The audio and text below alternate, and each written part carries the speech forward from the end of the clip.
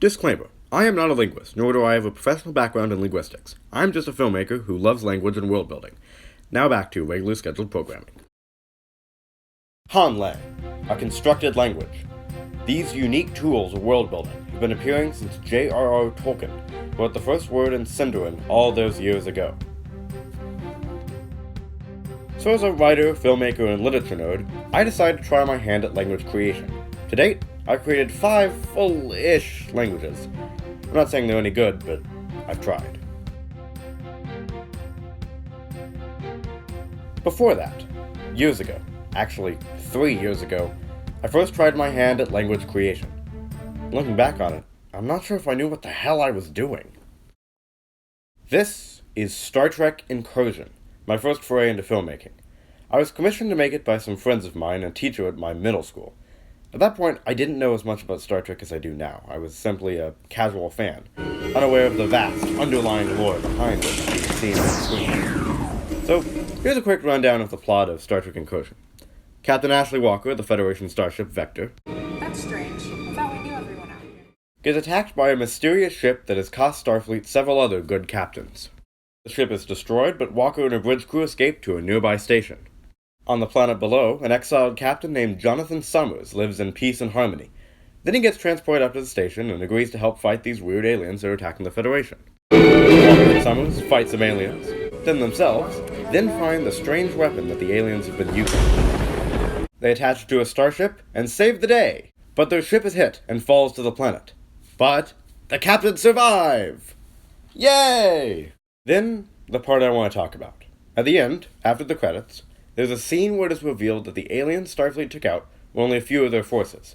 For this little scene, I created a new language with a rich vocabulary, a logical and clear lingual evolution, and a rich grammar system based on similar languages.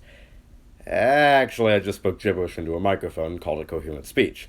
But let's say for a second that it wasn't gibberish, that it was a coherent language. What would it be like?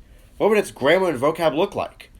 Well, let's take a look at the clip and follow in the footsteps of many pioneering linguists before me. Let's break it down! First, the clip.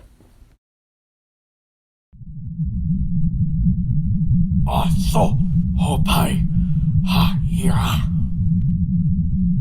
Do not worry, my friend. We will have our revenge.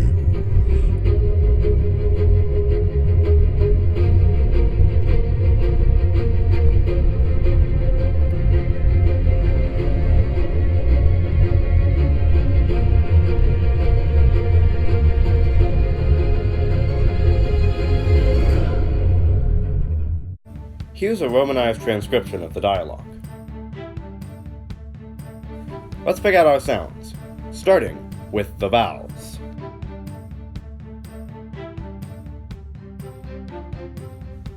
Then, the consonants.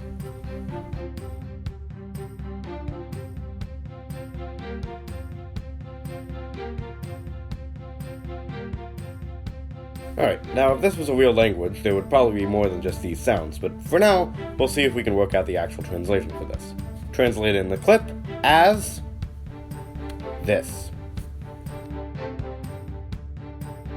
Based on that, we could very easily say that this is how the translation breaks down. But there are some problems with this. First off, if we listen to the dialogue, it sounds like there's 3 distinct clauses in the sentence. These could even be different sentences, so how can we make the translation fit the structure? How about this? Now there's something here I wanted to bring up. The verb so appears to be a form of the verb meaning to fail. I interpreted this as the word ah meaning we, but this might alternatively mean that it's a verb in the past tense and indicate that time is seen like most human languages see time, as past, present, and future, therefore being translated as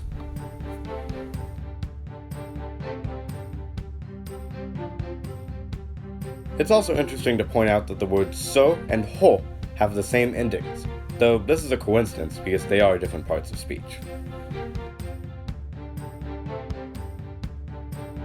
I'm not done. There's still something we haven't considered. All this time I've been assuming that the word order is subject, verb, object. But maybe it's not. let's apply different word orders onto the sentences and try to construe what word order the language possesses. This seems to fit, and what do you know, we were using the correct word order all along. So now, it seems that the language is fully fledged. With only a few words, we've been able to work out a grammar and lexicon of a language created in only a few minutes. Thank you for watching.